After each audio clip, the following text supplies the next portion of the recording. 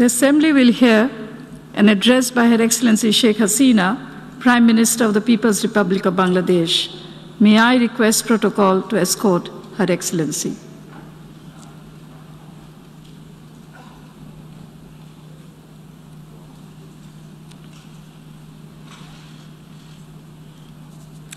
It's my distinct honor and privilege now to welcome Her Excellency Sheikh Hasina, Prime Minister of the People's Republic of Bangladesh, and I invite her to address the General Assembly. Madam Prime Minister.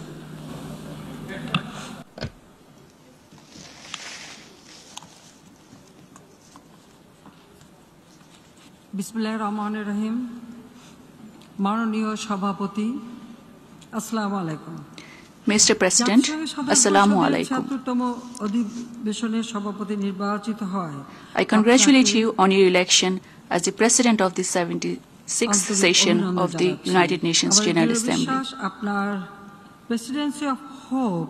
We have confidence in your presidency of hope to steer us through a sustainable recovery that leaves no one behind. I also congratulate Mr. Volkan Bozkir, the preceding president, for his leadership in the face of unprecedented challenges during the historic 75th session of the General Assembly.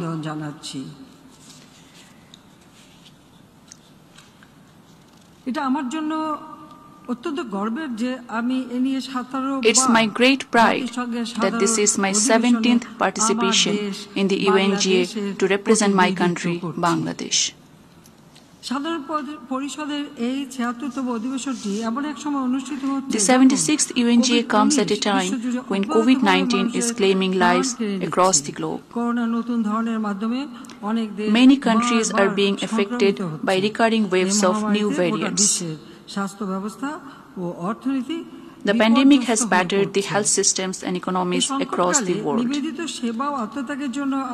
I pay tribute to all the frontline workers for their dedicated service and sacrifice during the crisis. Against the grim reality of COVID-19, the theme of this session, centering around hope, is very timely.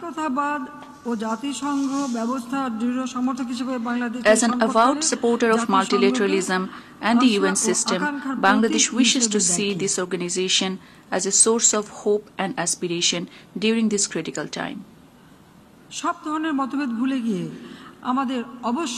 We must set aside our differences and rise as one, harnessing our collective strength to build back a better world for all.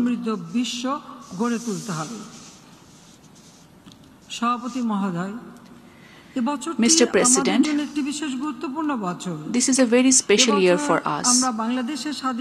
This year we are celebrating the Golden Jubilee of our independence.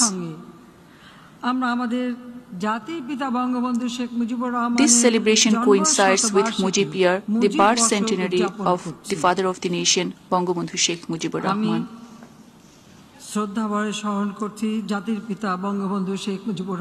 I pay my profound respect and homage to the father of our nation, Bangabandhu Sheikh Mujibur Rahman, whose selfless, lifelong struggle and visionary leadership brought us our long-cherished independence. I also pay my deepest tribute to the valiant freedom fighters for their courage and sacrifices to free our motherland. Our father of the nation was a strong advocate of multilateralism and called our United Nations as the center of people's future hopes and aspirations. On the first day of our journey in the United Nations, he had said, and I quote from his maiden speech to the UNGA on 25th September 1974, "Our goal is self-reliance. Our chosen path is the united and collective efforts of our people. International cooperation and the sharing of resources and technology would no doubt make our task less onerous and reduce the cost in human suffering." He called for a building a world free of economic inequalities, social injustice, aggression and threats of nuclear war.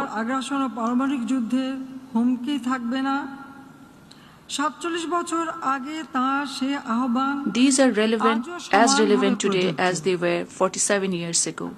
এজন্য আমরা অন্তর্ভুক্তিমূলক ও সমতাভিত্তিক সমাজ গঠনের যে কোনো উদ্যোগে As such, we continue to lend our voice and leadership to all those issues that aim at building an inclusive and equal society. ফিলিস্তিনিদের প্রতি যে কোনো ধরনের Our calls for fixing equality, our firm position against any form of injustice as against the Palestinian people, resolution of the Rohingya crisis, and promoting climate justice are a few examples of our global commitment.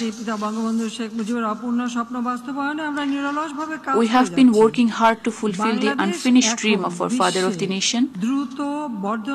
We are now among the 5 fastest growing economies of the world, ranking 41st in terms of GDP.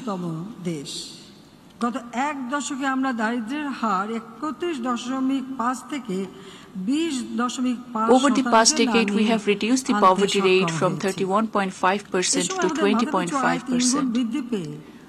Our per capita income jumped to more than threefold in just one decade to $2,227. Our foreign currency reserve has reached all-time high to $48 billion.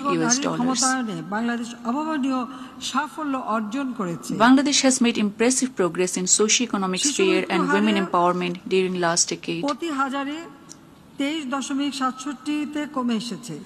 The infant mortality rate has been reduced to 23.67 per 1,000.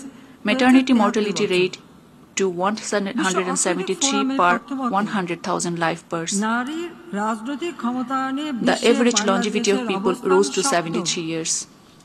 According to World Economic Forum, in political empowerment of women, Bangladesh is ranked 7th ahead of its regional neighbors since 2014.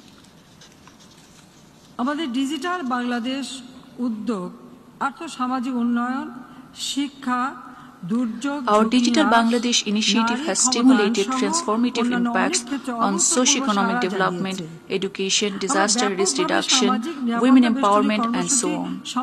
Our social safety net programs have also made significant expansion.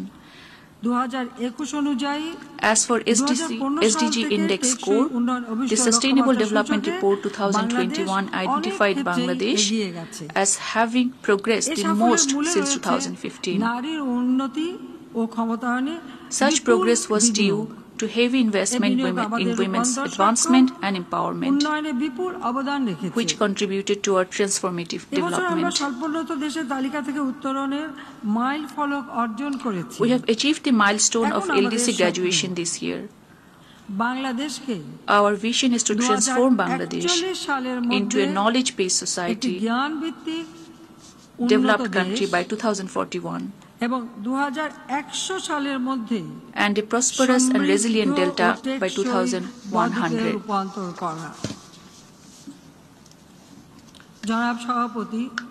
Mr. President, the COVID-19's impact on Bangladesh has been much less than fair.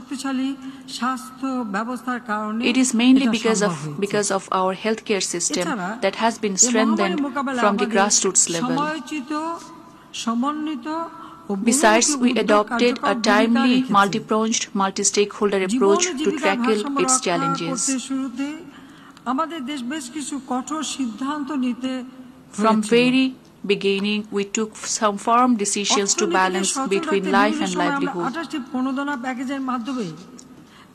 They included 28 stimulus packages to the tune of $14.6 billion or 4.44% of our GDP to keep our economy afloat.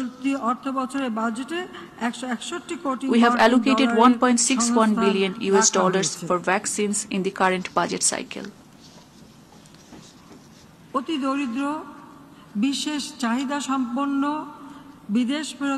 Notably, we gave serious attention to the most vulnerable sections of our society, like the ultra-poor, disabled, elders, returning migrants, and vulnerable women.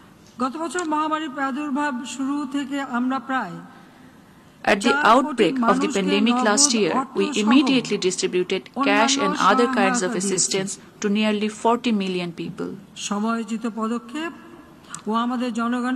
Our well-timed intervention and our people's resilience helped us achieve over 5% economic growth in 2020.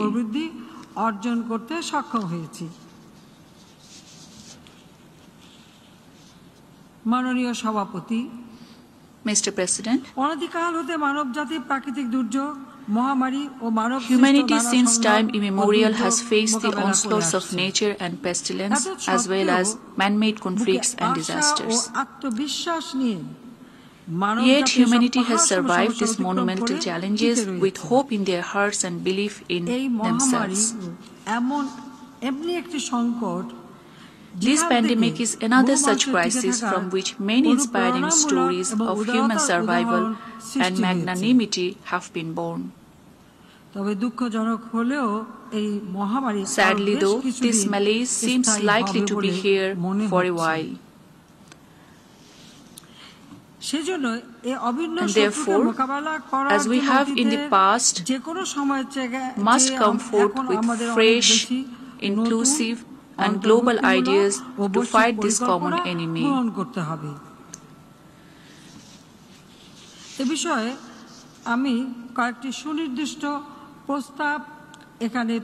Let me highlight a few specific issues in this regard. First, for a COVID-free world, we must ensure universal and affordable access to vaccines for people across the world. In the last UNGA, I urged this August Assembly to treat COVID-19 vaccines as a global public good. This was echoed by many other leaders. Yet these calls remain largely unheeded. Instead, we have seen growing vaccine divides between the rich and the poor nations. According to World Bank, 84% of vaccine doses have so far gone to people in high and upper middle-income countries, while the low-income countries received less than 1%. This vaccine inequality must be addressed urgently. We cannot chart out a sustainable recovery and be safe by leaving millions behind.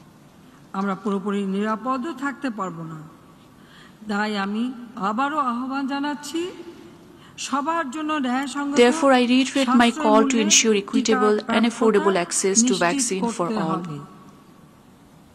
অবিলম্বে টিকা প্রযুক্তি হস্তান্তর, টিকার সমতা নিশ্চিত করার একটি উপায় হতে পারে। Immediate transfer of vaccine technologies could be a means to ensure vaccine equity. মেধাস্বত্বে ছাড় পেলে Bangladesh is ready to produce vaccines in mass scale if technical know-how is shared with us and patent waiver is granted. এই মহামারী Second, the pandemic has disproportionately impacted the climate vulnerable countries. জলবায়ু পরিবর্তন বিষয়ক Intergovernmental Panel on Climate Change working group. The Intergovernmental Panel on Climate Change working group one report provided a grim scenario of our planet.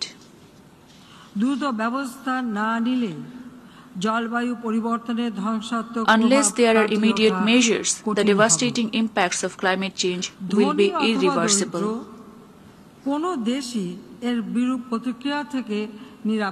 No country, rich or poor, is immune of the destructive effects.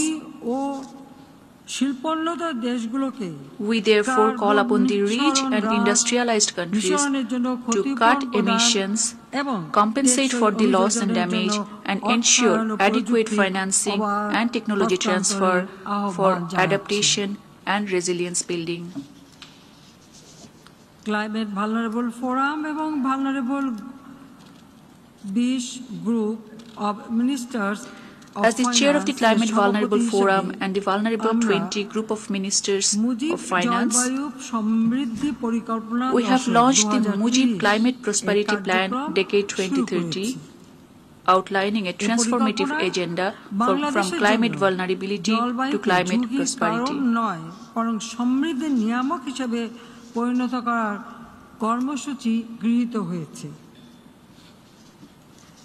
গ্লাসগোতে অনুষ্ঠিতব্য conference of parties The upcoming COP26 summit in Glasgow provides us with a good opportunity to rally support for such new and inclusive ideas. Let us not miss out on this opportunity.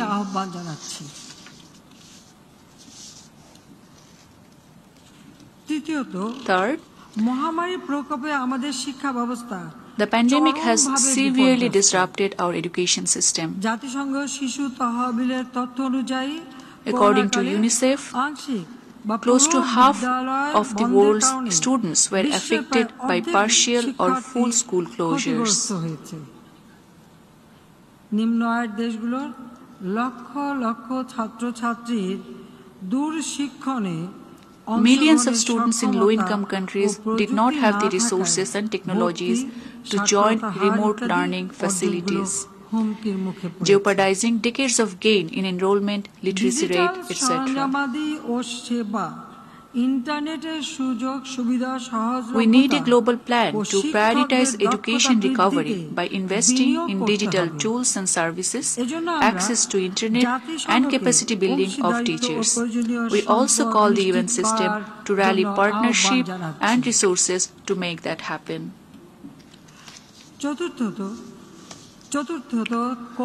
Fourth, despite the unprecedented challenges by the COVID-19 pandemic, we are on the track to graduate from the LDC category.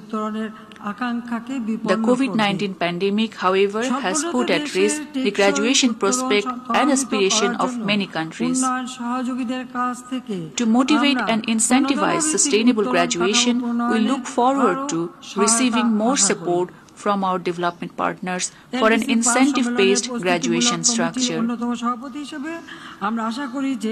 As one of the co-chairs of the preparatory committee of the LDC-5 conference, we expect concrete outcome of Doha conference enabling more countries to sustainably graduate out of the LDC category. Fifth, migrants have been the frontline contributors during the pandemic as essential workers in the health and other emergency services. Yet, many of them have been particularly hard hit due to loss of jobs, salary cuts, lack of access to health and other social services, and forcible return. We urge the migrant receiving countries to treat them fairly and protect their job, health and well-being during this trying time.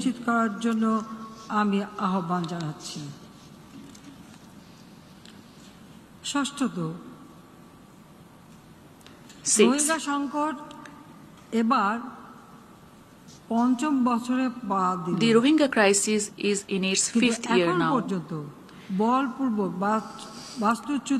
Yet not a single forcibly displaced Myanmar national could be repatriated to Myanmar. Despite the uncertainty created by the recent political developments in Myanmar, we expect enhanced focus and active support of the international community to find a durable solution to this crisis.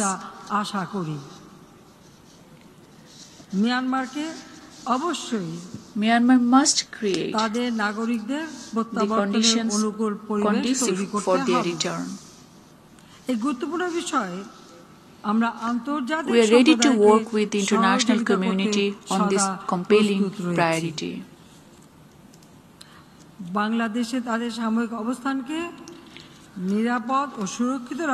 On our part, to ensure their temporary stay in Bangladesh, We have relocated some of the forcibly displaced Myanmar national Rohingyas to Bhasanchar. We have also included all eligible from them in the national vaccination drive to curb the spread of COVID in the camps. I would like to reiterate that the crisis was created in Myanmar and its solution lies in Myanmar. Rakhine রাজ্যে তাদের মাতৃভূমি সেখানে তারা নিরাপদ টেকসই International community must work constructively for a permanent solution of the crisis to safe, sustainable and dignified return of the Rohingyas to their home in the Rakhine state. গঠনমূলক উদ্যোগ গ্রহণ করতে হবে For that, the international community needs to support all the efforts. বাস্তুচ্যুত Myanmar নাগরিক ইস্যুতে গৃহীত প্রচেষ্টাকে আরো বেগবান করবেন While we expect the ASEAN leadership to step up their ongoing efforts, the international community needs to support all the accountability process. সহযোগিতা করতে হবে সভাপতি মহোদয় Mr. President, আমরা একটি শান্তিপূর্ণ স্থিতিশীল এবং সমৃদ্ধ দক্ষিণ এশিয়ার স্বপ্ন দেখি we envision a peaceful, stable and prosperous South Asia. We firmly believe that it is upon the people of Afghanistan to rebuild their country and decide the course of the future themselves. Bangladesh stands ready to continue to work with the people of Afghanistan and the international community for its socio-economic development. Peace remains a preeminent focus of our foreign policy. As a proponent of the flagship resolution on culture of peace, we remain deeply committed to creating a peaceful society. The menace of terrorism and violent extremism are jeopardizing peace and security in many parts of the world. Therefore, we maintain a zero-tolerance policy towards these menaces. Today, we take pride as the leading peacekeeping nation and for our contribution to global peace. Despite unprecedented challenges of the pandemic, our peacekeepers are serving in some of the most difficult circumstances across the globe with utmost dedication and professionalism. The international community must do everything possible to ensure their safety and security. As per our constitutional obligation, we have always been a steadfast supporter of complete disarmament. We firmly believe that the ultimate guarantee of international peace and security lies in the total elimination of nuclear weapons and other weapons of mass destruction. It was from that conviction we ratified the Treaty on the Prohibition of Nuclear Weapons, TPNW, which entered into force earlier this year. Mr. President, the COVID-19 has brought to the fore the inadequacy of the global response to tackle emergencies. It has also put a spotlight on the critical need for global solidarity and collaboration to effective COVID-19 response. We must demonstrate our ability to work and act together on global common issues and create space for new partnerships and solutions. And that must start right here at the UN, with the member states across regions rising above narrow political interest.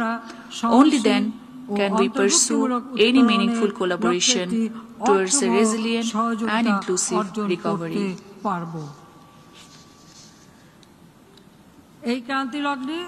At this critical juncture, the United Nations stands as our best hope. Let us join our hands together to keep that hope alive.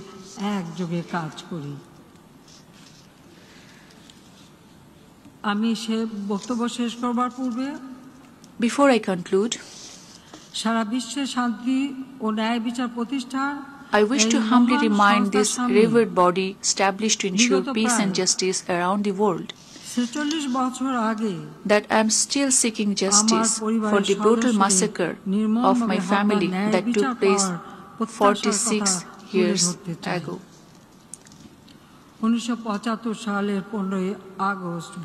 It was early in the morning of August 15, 1975. A band of renegade killers ruthlessly assassinated my father, the father of the nation and the then President of Bangladesh, Bangabandhu Sheikh Mujibur Rahman, my loving mother, Sheikh Fazilunnisa Mujib, my 3 brothers, freedom fighter Captain Sheikh Kamal, freedom fighter Lieutenant Sheikh Jamal, 10 years old Sheikh Russell, and my paternal uncle, freedom fighter Sheikh Abu Nasir.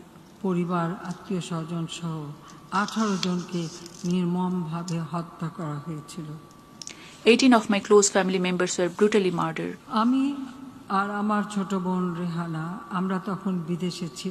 My younger sister Sheikh Rehana and I survived the carnage as we were abroad at that time.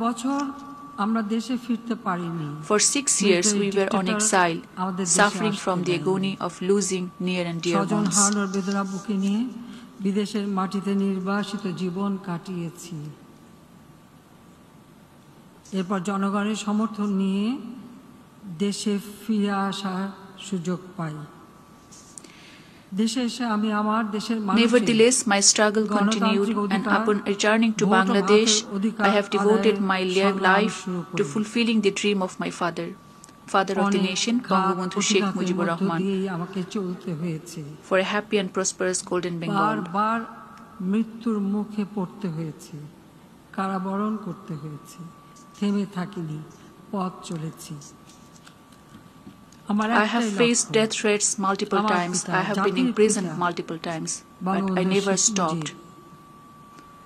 যে স্বপ্ন দেখেছিলেন সুখী সমৃদ্ধ সোনার বাংলাদেশ প্রতিষ্ঠা করবেন, আমি সেই কাজ আন্তরিকতার সাথে করে যাচ্ছি। My only target is to fulfill the dream of my father to establish a Golden Bengal. জীবনকে আমি উৎসর্গ করেছি, মানুষের জন্য কাজ করে যাব। I shall continue to do so as long as I live, inshallah. বাংলাদেশের মানুষ উন্নত জীবন পাবে। Inshallah, the people of Bangladesh will have a prosperous life. ধন্যবাদ জানাচ্ছি। Thank you all once again. Khuda Hafiz, Joy Bangla, Joy Bangabandhu. May Bangladesh live forever.